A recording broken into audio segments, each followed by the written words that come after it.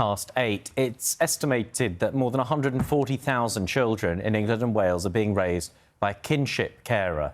That's a relative or family friend who looks after them in place of their parents. But a charity is warning that many of these children are being plunged into poverty because of a lack of support. And campaigners are calling for a change. Phil Bodmer has the story. Washing school uniforms was not how Leslie imagined her life would be at the age of 60. With 2 children to look after, she's a kinship carer. Rewarding it may be, but financially, it's a struggle. Living from day to day, week to week. I can't plan anything because everything going up, I struggle a lot. Leslie and others in a similar situation came together to share experiences. They were joined by Emmerdale actor Jay Consul, who was cared for by his grandparents. For many, it's a necessity born out of circumstance. My daughter passed away 5 years ago. I took him straight away. I took him straight away because I didn't want him to go into the care system. So he's been with me ever since. Day to day, I've just got to be careful with the food shop, clothes, school uniforms, shoes. The Kinship Care charity is calling on the government to provide more support for those looking after family members. Equalise financial allowances between foster and kinship families, to equalise access to training and support between foster carers and kinship carers, to give them access to paid leave from employment like an adoptive parent would get when they step in. According to Kinship, 1 in 8 carers are concerned they may have to stop caring because of their financial situation. That would risk putting 18,000 children into an already overstretched care system.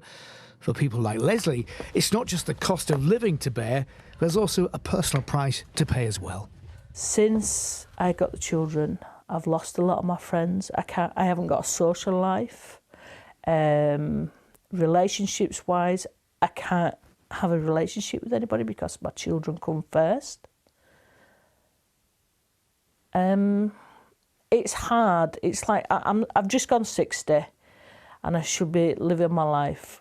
I'm not. I'm caring for my grandchildren until they're 18 plus. Rules on financial support are complex. The government told us for too long kinship carers have not been recognised. They will drive change right across the children's social care system, prioritising reform to support kinship families. For those looking after loved ones, those reforms are long overdue. Phil Bodmer, BBC News. Well, we're joined now by Cathy Ashley, the Chief Executive of the charity Family Rights Group. Cathy, thank you for speaking to us here on Breakfast. I think we've got a really good sense there of the important role that kinship carers are playing, but how many sacrifices they have to make themselves. Yeah, you're absolutely right. I mean, when a child comes to live with, for example, their grandparent, aunt and uncle, older brother or sister, or maybe family friend, it's often as a result of tragedy or trauma. And that carer is therefore not only reeling from the reasons why the child is living with them, but also having to deal with all the practicalities and often with little or no support. Yeah, just take us through the support, because obviously if the child went into the care of local authority, there would be a huge amount of cost there. So how much of that money that would have been spent there is actually given to the kinship carer? So the answer is, it is complex because for most kinship carers, the answer is they will get no financial support or very little, and they often have to battle the local authority for anything that they can get. As you say, if the child's formerly in the care system or was in the care system, then that kinship carer may be able or will get some financial assistance. But we also know from what's happening across the country is that some local authorities are cutting payments, for example, to special guardians who are kinship carers with a particular legal order, and many of those kinship carers are then left in real hard financial straits. We did contact the government, so this is dealing with England and Wales. The Department of Education, they told us that they did recognise the fact that they had huge long-term financial and emotional challenges for kinship carers.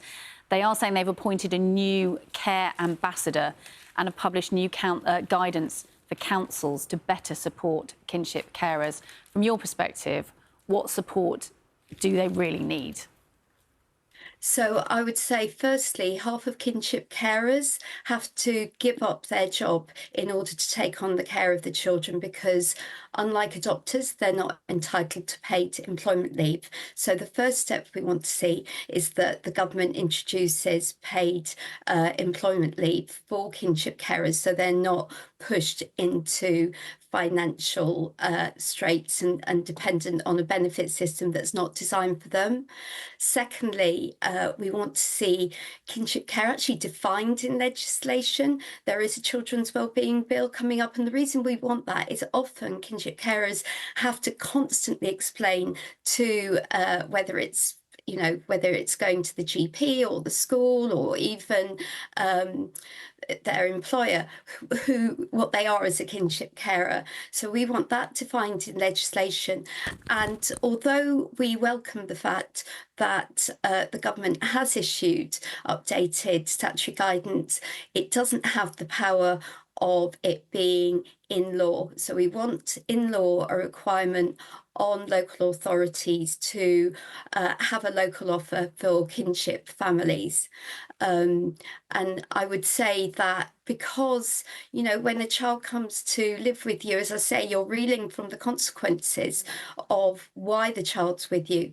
But it's really important for those kinship carers to get independent advice so they understand their rights and options. And I would then direct them to our advice service. It's free, and we have expert advisors who can help them.